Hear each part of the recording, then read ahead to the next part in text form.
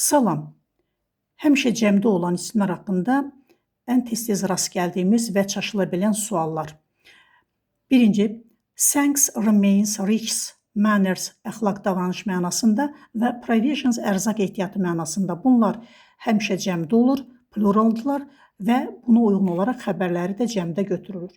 Lakin kollektiv isimlər audience, staff, crew kontekstdən asılı olaraq həm tək ola bilər, həm də cəm ola bilər. The staff is də desək düzdür, the staff are da desək ifadə düzgündür.